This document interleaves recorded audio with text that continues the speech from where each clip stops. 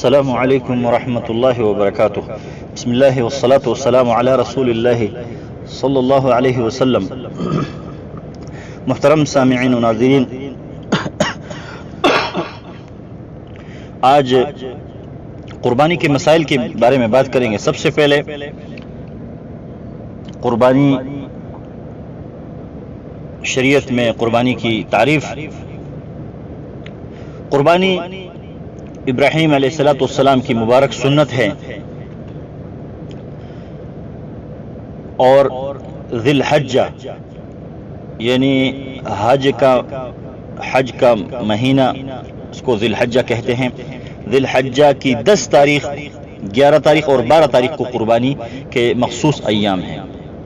تو قربانی کی تعریف یہ ہے کہ مخصوص ایام میں اللہ کی رضا کے لیے، نیت کیا ہو اللہ کی رضا کے لیے، مخصوص ایام میں مخصوص جانوروں کا ذبح کرنا۔ رضا کس کی ہو؟ رضا ہی الہی ہو، اللہ کی رضا مقصود ہو۔ قربانی کس کے لیے؟ صرف اور صرف اللہ کی رضا کے لیے، گوشت کے حصول کے لیے نہیں۔ قربانی کی نیت کس لیے ہو؟ اللہ کی رضا کے لیے، کہ اللہ کی رضا مل جائے۔ تو قربانی 10، 11 اور 12 ذی الحجہ، یہ 3 دن ہیں قربانی کے۔ تو مخصوص ایام کا مقصد یہ ہے، اور مخصوص جانور جیسے گائے، بکری اور اونٹ، دمبا، نر اور مادہ دونوں، اس کی قربانی جو ہے، اس کو ذبح کرنے کا حکم ہے۔ مخصوص جانور، اگر مثال دے دو، کوئی اگر مرغی ذبح کر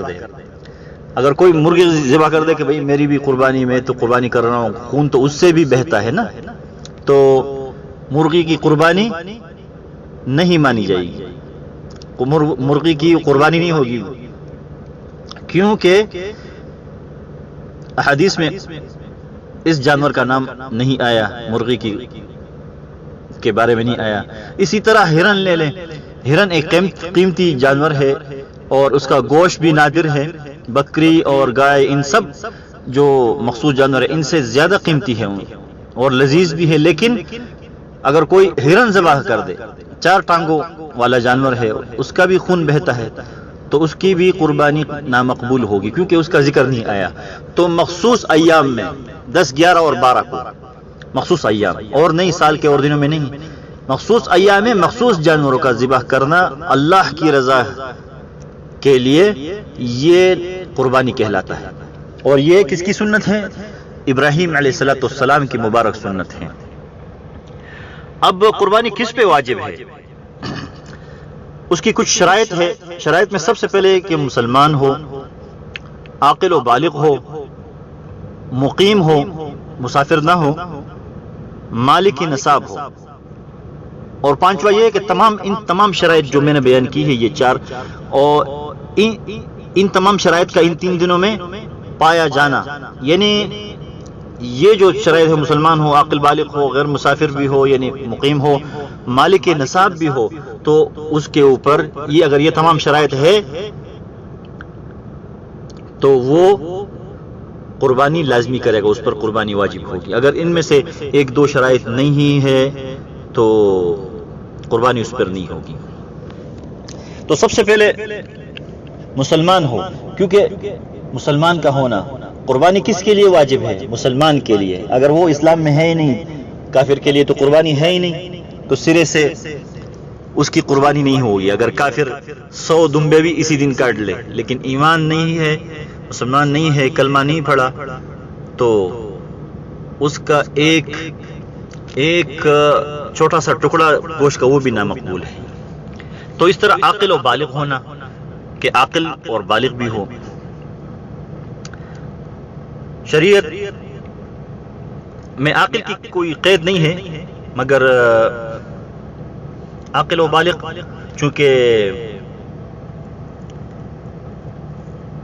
شرعی احکام کے مکلف ہیں، تو عاقل یا بالغ، یعنی عاقل بھی ہونا اور بالغ ہونا، بہرحال عاقل و بالغ ہونا، اور مقیم ہو یعنی مسافر نہ ہو، مسافر پہ نہیں ہے، اور مالک نصاب ہونا سب سے اہم شرط یہ ہے کہ ان 3 ایام میں اگر کسی کے پاس اتنا مالی تجارت آ گیا، اس سے پہلے نہیں تھا، 9 تاریخ تک نہیں تھا، 9 ذی الحجہ تک نہیں تھا، اور 10 ذی الحجہ اس کے پاس 10 ذی الحجہ یا 11 ذی الحجہ یا 12 ذی الحجہ اس کے پاس مالی تجارت آ گیا، یا 52.5 تولہ چاندی کی قیمت کے برابر نقدی آ گئی، یا 52.5 تولہ چاندی اس کے پاس ہے، یا سونا ہے جس کی قیمت 52.5 تولہ چاندی کے برابر ہے۔ مثلا 52.5 تولہ چاندی کی قیمت عارضی طور پر، کیونکہ مجھے علم نہیں ہے کہ کتنے کا بنتا ہے، لیکن اگر اس کی قیمت 15,000 روپے لگایا جائے، اگر کسی کے پاس اتنا سونا یا اتنا کیش کہ ان 3 دنوں میں 10 11 12 اتنا کیش آ گیا، اس سے پہلے نہیں تھا، اس کے اوپر واجب، اگر یہ دن آتے تو اس کے اوپر واجب نہیں تھا، لیکن ان دنوں میں اس کے پاس اتنی مالیت آ گئی کہ اس کی مالیت 52.5 تولہ چاندی کی قیمت، یعنی فرض کرے اگر ہم نے 15,000 لگائے ہیں، اگر اس کے پاس 15,000 روپے آ گئے تو اس پر قربانی واجب ہوگی۔ سونا اتنا ہے کہ اس کی قیمت، اگر وہ اس کی قیمت لگائی جائے نا، اور تو وہ 52.5 تولہ چاندی کی قیمت کے برابر ہو، اس شخص کے اوپر واجب ہے۔ اسی طرح اگر کوئی عورت ہے، اس کے پاس زیور ہے اور اس کی قیمت، اس کی مالیت 52.5 تولہ چاندی کے برابر ہو، کی قیمت کے برابر ہو، تو اس پہ بھی واجب ہے۔ اسی طرح مالی تجارت اگر کسی کے پاس ان 3 دنوں میں اتنا ہے کہ اس کی مالیت 52.5 تولہ چاندی کے بمقدار ہے، تو وہ اس کے اوپر بھی قربانی واجب ہوگی۔ اچھا، ایک بات یہ عرض کر دوں کہ اگر کسی کے پاس مالی تجارت ہے، کسی کے پاس نقدی ہے، کسی کے پاس زیور ہے اور چاندی ہے، گھر کی ضروریات سے زیادہ سامان ہے، تو ان سب کا مجموعہ اس کو سب کو جمع کیا جائے، پھر اس میں سے قرض کو ہٹایا جائے۔ مثلا کسی کے اوپر قرض ہے تو قرض کو ہٹایا جائے۔ اب ان میں سے قرض ہٹا کر جو بچتا ہے، اگر اس کی قیمت اس 52.5 تولہ چاندی کی قیمت کے برابر آتی ہے، تو پھر وہ اس کے اوپر قربانی واجب ہے۔ تو یہ یاد رکھیے گا کہ قرض ہٹا کر جو ہے اس کے بعد جو صافی رقم بچتی ہے نا، اس کے اوپر جو ہے اگر اس کی قیمت 52.5 تولہ چاندی کے برابر ہے تو یہ صاحب نصاب ہوا اور اس کے اوپر قربانی واجب ہے۔ اچھا، جانور کے بارے میں بتا دوں کہ جانور جو ہے سالم اعضاء ہونا چاہیے، یعنی اس کے اعضاء سلیم ہونے چاہیے، کسی کا سینگ نہ ٹوٹا ہوا ہو، ٹانگ ٹوٹی ہوئی نہ ہو، آنکھ خراب نہ ہو۔ اگر ایک آنکھ نہیں ہے اور ایک آنکھ ہے تو قربانی بھی نہیں ہوگی۔ اور جانور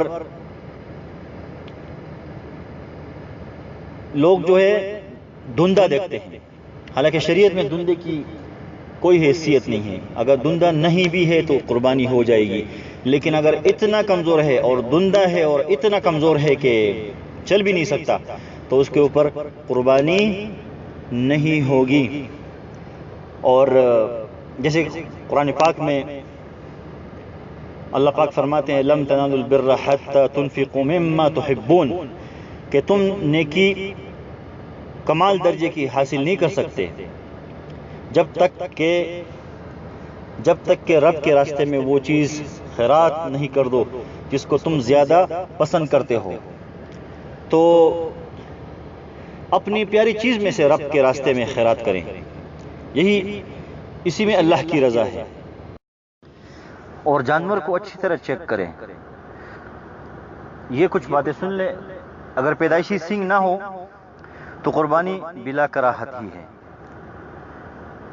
لیکن اوپر سے ٹوٹے ہوئے ہوں یا جڑ سے ٹوٹے ہوئے ہوں، تو اگر اوپر سے ٹوٹا ہوا ہے، کاٹ کر گھس دیا گیا ہے تو قربانی ہو جائے گی، لیکن خلاف سنت ہوگی۔ اور اگر دم وغیرہ چیک کر لیا جائے، بعض دفعہ ایسا ہوتا ہے کہ دم جو ہے وہ ٹوٹا ہوا ہوتا ہے اور اس کو جوڑ دیا جاتا ہے۔ مارکیٹ میں تو آپ کو پتہ ہے کہ لوگ بیوپاری تو اپنا مال وغیرہ بیچتے ہیں، چاہے کسی طریقے سے ہو، اپنی آخرت کا نقصان بھی کرتے ہیں، کیونکہ غلط چیز بیچنا اور پھر کسی کی قربانی خراب ہو جانا۔ اگر کسی نے اس دھوکے میں آ کر اس کو پتہ نہیں چلا کہ دم یا سینگ جو ہے جڑے ہوئے ہیں اور اس کو آخر تک پتہ نہ چلا، تو اگر اس کی قربانی میں کچھ خلل آیا تو یہی بیوپاری قیامت کے دن جو ہے اس عذاب میں مبتلا ہوں گے اور اس کے ذمہ دار ہوں گے، اور اس کو اللہ سبحانہ و تعالی سزا دیں گے، تو اس کی آخرت کا وبال ہے۔ تو اگر کسی کی قربانی خراب ہو جائے، باوجود یہ کہ وہ احتیاط کر لے، جا کر پورا جانور جو ہے اچھی طرح دیکھ لے، اس کے باوجود اگر کوئی ایسا نقص کوئی عیب اس میں رہ گیا ہو اور اس کو پتہ نہ چلا کہ اتنی ہوشیاری سے کسی نے جانور کے سینگ یا دم کو جوڑا ہے، تو اس میں یہی بیوپاری قیامت کا ذمہ دار ہے۔ بہرحال دم کو چیک کیا جائے، بعض دفعہ دم جو ہے ٹوٹی ہوئی ہوتی ہے، یہ لوگ اپنے حساب سے جو ہے اس کو جوڑ دیتے ہیں تاکہ جانور کو بیچ دیا جائے۔ اگر لنگڑا جانور ہے تو اس کے اوپر قربانی نہیں ہوگی، لیکن اگر اتنا لنگڑا ہے کہ وہ خود جا کر قربان گاہ تک جا سکتا ہو، خود جا کر، تو اس پر قربانی ہوگی۔ لیکن اگر بالکل ہی لنگڑا ہے تو اس کے اوپر قربانی نہیں ہوگی، یا اتنا لنگڑا ہے کہ چارہ کھانے کے لیے خود جا سکے، تب بھی قربانی ہو جائے گی۔ اور یہ کوشش کرے کوئی گاڑی چڑھاتے ہوئے کوئی زخم یا کوئی، جب مثلا کسی نے قربان گاہ سے جو ہے جانور خریدا اور گاڑی چڑھاتے ہوئے اس کو کوئی زخم آیا، تو معمولی سا زخم یا معمولی سا خراش جو ہے وہ کوئی بات نہیں، اس پہ قربانی ہو جائے گی۔ لیکن اگر کوئی بہت بڑا عیب نکل آئے تو اس پہ قربانی نہیں ہوگی۔ ہاں، اگر شرعی فقیر ہے، مثلا بڑا عیب، اگر گاڑی سے اتارتے ہوئے کسی جانور کا سینگ ٹوٹ جائے یا ٹانگ ٹوٹ جائے یا آنکھ سے بہرا ہو جائے تو یہ ایک بہت بڑا عیب ہے، تو اس صورت میں اگر صاحب المال ہے تو اس کو چاہیے کہ دوسرا جانور خرید لے۔ اگر شرعی فقیر ہے اور اس کا بس نہیں چلتا، اس بیچارے نے ہمت کر کے ایک ہی جانور خریدا تھا بڑی مشکل سے، چونکہ شرعی فقیر پر قربانی کا جانور خریدتے ہی اس خاص جانور کی قربانی کرنا لازم ہو جاتا ہے، تو شرعی فقیر چونکہ اس کا بس نہیں چلتا اور اس نے بڑی ہمت کر کے یہی اس کا بس تھا، تو اس کی قربانی اسی جانور پر ہو جائے گی۔ لیکن اگر صاحب المال ہے تو چاہیے اس کو کہ دوسرا جانور جو ہے اللہ کے راستے میں ذبح کرے۔ یہ وہ نقائص ہے جو میں قربانی سے پہلے بتا رہا ہوں، یعنی قربانی کرنے سے پہلے آپ کو نظر آ گئے، سینگ ٹوٹنا، ٹانگ ٹوٹنا، لنگڑا ہونا یعنی اور بہرا ہونا، تو اس پہ قربانی نہیں ہوگی۔ اچھا، اور لنگڑے کی قسم بھی میں نے بتا دی کہ اتنا لنگڑا ہو کہ خود چل کر جا سکے تو قربان گاہ جا سکے تو اس پہ ہو جائے گی، خود چارہ کھانے کے لیے جا سکے تو اس پہ ہو جائے گی قربانی۔ اب کچھ نقائص یہ ہیں کہ اگر مثلا کسی نے 2-3 چھریاں جو ہے پھیر دی اور چھری پھیرنے کے بعد کوئی عیب یا نقص جو ہے اس میں دیکھا گیا، اگر دیکھا گیا مثلا کسی نے چھرا جو ہے اس کو جو ہے پھیر دیا، اس کو بعد میں نظر آیا کہ بھائی اس کی تو دم جو ہے ٹوٹی ہوئی ہے یا اس کے پاؤں جو ہے ایسا ہے، تو ہو جائے گی، اس کی اکثر دیکھتے ہیں نا کہ جانور سلیم ہوتا ہے لیکن جب ذبح کرتے ہیں تو اچلتا پھرتا ہے ایسے، جب چھری پھیرتے ہیں نا تو ایسے اچھل کود ہو جاتا ہے.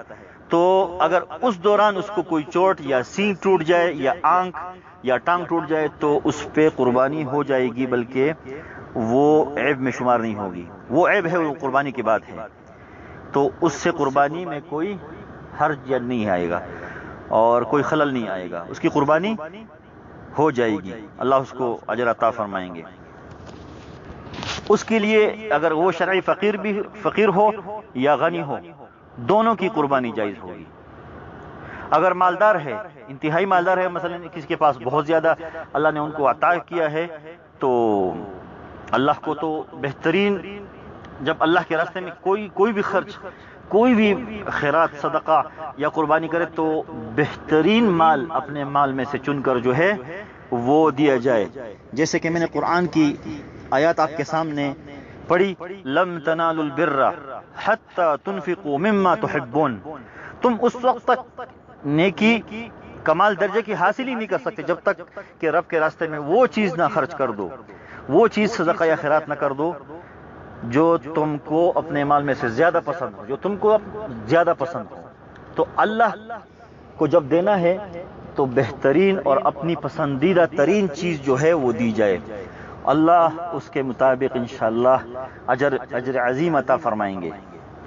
اس پہ آگے تھوڑا سا میں بیان کروں گا ایک ویڈیو میں، جس کی یہ تمام فضائل ہے نا، تو فضائل میں الگ بیان کروں گا اگلی ویڈیو میں. اس میں شرائط، اور اس ویڈیو میں شرائط اور جانور، جس قسم کا جانور خریدنا ہے اور جس پہ قربانی واجب ہے، یہ بیان کر رہا ہوں. یہ ویڈیو بھی کافی لمبی ہو گئی لیکن یہ بیان کرنا لازم تھا. اچھا، اب کچھ بات حصوں کے بارے میں کی جائے.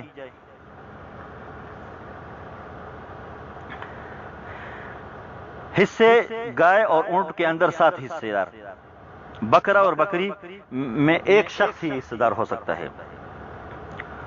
بکرے میں 2 شخص حصے دار نہیں ہو سکتے. گائے اور اونٹ میں 8 حصے دار نہیں ہو سکتے، 7 حصے ڈالنے پڑیں گے، 7 حصے داروں سے زیادہ نہ ہوں. ہاں البتہ کوئی پیسے ملا کر، مثلا ایک شخص یا ایک بھائی، ایک دوست مجھے پیسے دیتا ہے اور مجھے کہتا ہے کہ یار یہ میری طرف سے لے لو، تو پیسے دینا الگ فعل ہے. اب قربانی کا منسوب کرنا الگ فعل ہے.